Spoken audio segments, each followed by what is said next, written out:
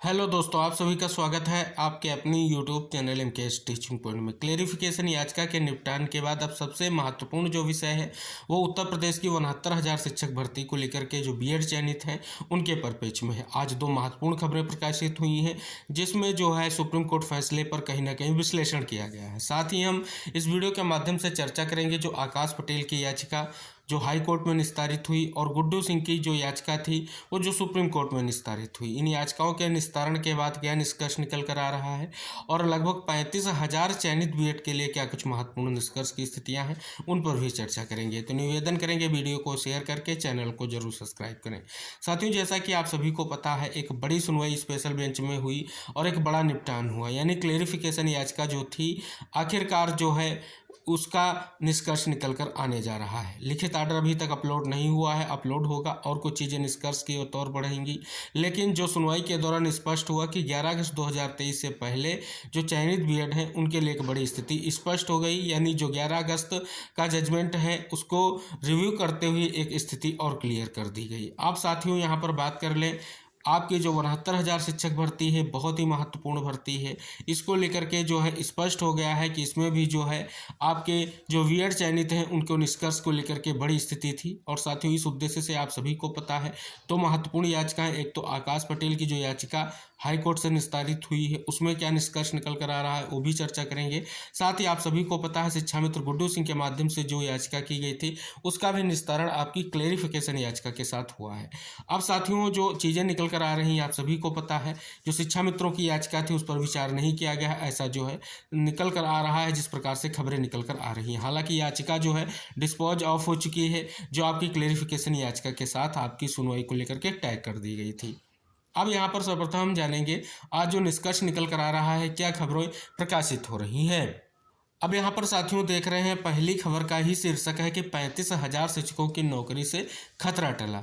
सूबे के परिषदीय स्कूलों में कार्यरत तकरीबन 35,000 शिक्षकों की नौकरी से खतरा टल गया है। सुप्रीम कोर्ट के आदेश के बाद बीएड डिग्रीधारी इन शिक्षकों के ने राहत की सांस ली है। सुप्रीम कोर्ट ने प्राथमिक विद्यालय में शिक्षक पद पर भर्ती के लिए बीएड डिग्री धारकों को अयोग्य मानने के 11 अगस्त 2023 के फैसले को स्पष्ट करते हुए कहा है कि फैसले से पहले हुई भर्ती पर इसका असर नहीं होगा। राष्ट्रीय अध्यापक शिक्षा परिषद एनसीटी ने वर्ष 2018 में अधिसूचना जारी कर प्राथमिक विद्यालय में शिक्षकों की भर्ती के लिए बीएड को मान्य किया था। इस अधिसूचना के जारी होने के बाद प्रदेश के प्राइमरी स्कूलों में रिक्त सहायक अध्यापकों के 69,000 पदों पर भर्ती कराई गई थी, जिनमें बड़ी संख्या में बीएड डिग्री धारकों ने भी आवेदन किए। बहुत सटीक आंकड़ा तो नहीं है पर लगभग 35,000 बीएड डिग्रीधारियों का चयन इस भर्ती में हुआ जो प्रदेश के विभिन्न जिलों के प्राइमरी स्कूलों में कार्यरत हैं। 11 अगस्त 2023 को सुप्रीम कोर्ट का फैसला आने के बाद से ही इनकी नींद उड़ी हुई थी, क्योंकि इस फैसले में सुप्रीम कोर्ट ने राजस्थान हाईकोर्ट के फैसले के खिलाफ की गई केंद्र सरकार और एनसीटी की अपील को खारिज करते हुए कहा था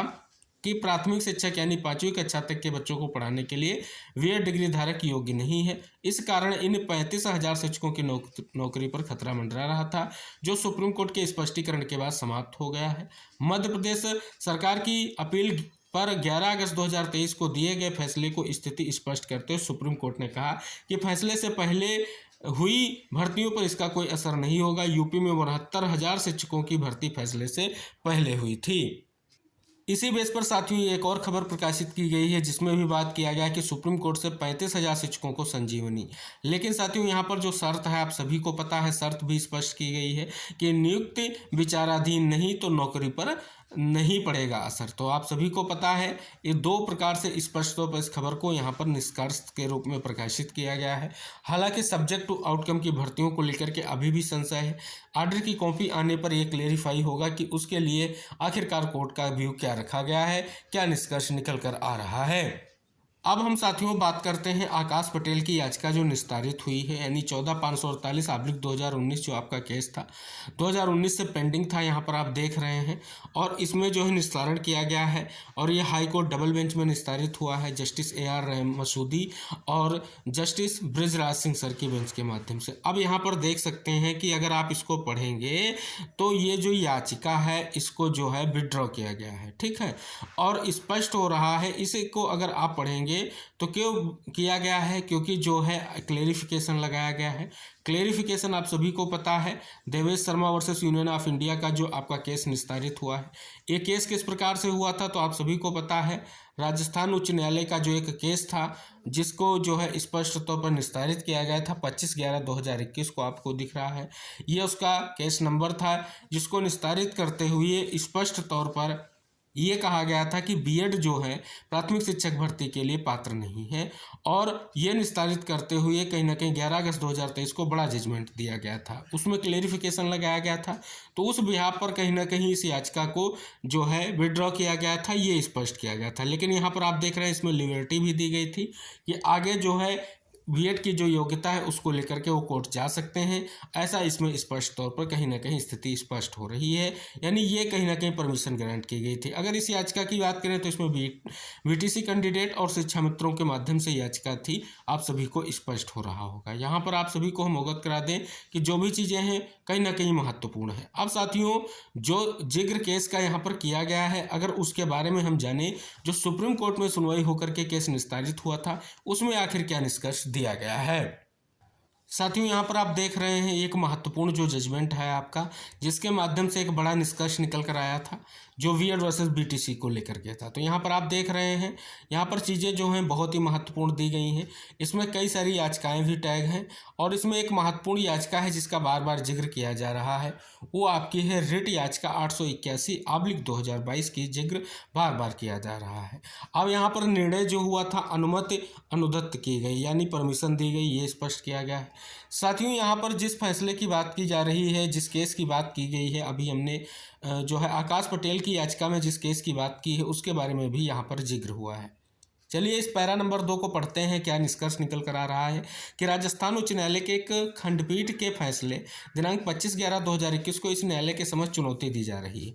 अपीलों के अलावा इस मुद्दे पर इस न्यायालय के समक्ष 3 रिट याचिकाएं भी हैं। ये सभी आपस में समान हैं। फिर भी इन मामलों को निपटान के तथ्यों के लिए हम देवेश शर्मा बनाम भारत संघ की सिविल अपील जो संख्या है का उल्लेख करेंगे, जो डीवी सिविल रिट याचिका संख्या 2109/2021 में उच्च न्यायालय द्वारा पारित दिनांक 25/11/2021 के आदेश से उद्धृत हुआ है। यानी जिस याचिका का जिक्र किया गया है राजस्थान उच्च न्यायालय की, उसकी बात यहाँ पर की गई है। आगे साथियों, यहाँ पर अगर आप देखेंगे तो और कई सारी तथ्यों को यहाँ पर कहीं ना कहीं मेंशन किया गया है। तो सभी चीज़ें आप सभी के सामने यहाँ पर स्पष्ट हो रही हैं। तो साथियों, जिस प्रकार से जो याचिकाएं हैं उनके बारे में पैरा नंबर 5 में भी लिखा गया है कि हमारे समक्ष दायर 3 रिट याचिकाओं में से 137/2022 और 881/2022 इन 2 याचिकाओं का जिक्र यहाँ पर किया गया है। एक जो आपकी 137/2022 बिहार सरकार, दूसरी 881/2022 उत्तर प्रदेश सरकार द्वारा जारी अधिसूचना को चुनौती दे रही है। अधिसूचना का अर्थ ये है कि ये स्पष्ट हो रहा है और ये उद्देशित किया जा रहा है कि 881/2022 जो है, जो रिक्रूटमेंट प्रोसेस है उसको जो है चैलेंज किया जा रहा है, ऐसी बात अवगत कराई जा रही है। लेकिन बात किया गया है कि जिसमें बीएड सहित योग्य उम्मीदवारों को आवेदन आमंत्रित किए गए हैं। अब स्पष्ट किया गया है कि जो ये आपकी चीज़ें हैं उनको निस्तारित किया जाए, इसकी बात कहीं ना कहीं स्पष्ट हो रही है। तो इस याचिका का बार बार जिक्र किया जा रहा है, और ये जो है राजस्थान उच्च न्यायालय का जो फैसला था उसको सुप्रीम कोर्ट में जो है चैलेंज किया गया था, और सुप्रीम कोर्ट ने ये निस्तारण दिया था कि बीएड जो है प्राथमिक शिक्षक भर्ती के लिए एलिजिबल नहीं है। ये निष्कर्ष निकल कर आया था। अब इसके बाद साथियों हम जिक्र करेंगे गुड्डू सिंह याचिका का। देख रहे हैं ये जो है सुनवाई, जिस दिन आपकी क्लेरिफिकेशन याचिका का जो है सुनवाई होकर के निष्कर्ष निकला है, यानी 8 अप्रैल को, उसी दिन ये सुनवाई सूचीबद्ध हुई। पहले ये आइटम नंबर 66 पर हुई, और जस्टिस आपके जो थे जस्टिस अनिरुद्ध बोस और जस्टिस जो है आपके दूसरे संजय कुमार सर की बेंच में, क्योंकि साथियों इसके बाद जो है जस्टिस जो है धुलिया सर जो थे उनकी स्पेशल बेंच के माध्यम से उन्होंने सुनवाई की है। हालांकि यहाँ पर अगर आप देखेंगे कपिल सिब्बल सर का नाम दिख रहा है और कई सारे एडवोकेट का नाम दिख रहा है, लेकिन जब ये 66 नंबर पर सुनवाई हुई थी तो स्पष्ट किया गया था कि इसी प्रकार का एक मैटर जो है 2 बजे सुनवाई को लेकर के सूचीबद्ध है, और उसी बेंच में इस केस को सुना जाएगा, जिसमें जो जस्टिस अनिरुद्ध बोस सर थे लेकिन सुधांशु धूलिया सर हैं, कहीं ना कहीं उसी बेंच में लगा। और उसके बाद जो है पूरा प्रयास किया गया कि बात को सुना जाए, जब सुनवाई हो रही थी, लेकिन साथियों स्पष्ट तौर पर उनकी कहीं ना कहीं याचिका पर सुनवाई का कोई निष्कर्ष जो है स्पष्ट तौर पर कहीं ना कहीं टिप्पणी नहीं की गई है, लेकिन याचिका डिस्पोज ऑफ है। आगे जो लिखित आर्डर आएगा उसमें क्या निकल कर आएगा, ये कहीं ना कहीं महत्वपूर्ण हो चला है। तो साथियों यहाँ पर अगर हम बात कर लें तो आकाश पटेल की जो याचिका है उसका निस्तारण किया गया था सुप्रीम कोर्ट में, जो क्लेरिफिकेशन लगा हुआ था उस बिहार पर। गुड्डू सिंह की याचिका का भी निस्तारण हुआ। अब साथियों अगर कहें तो वर्तमान में कोई भी याचिका अभी स्पष्ट तौर पर 69,000 शिक्षक भर्ती को लेकर के किसी भी कोर्ट में पेंडिंग नहीं मानी जा रही है। लेकिन साथियों ये याचिका बहुत ही महत्वपूर्ण थी, निस्तारण हुआ है, लिबर्टी दी गई है।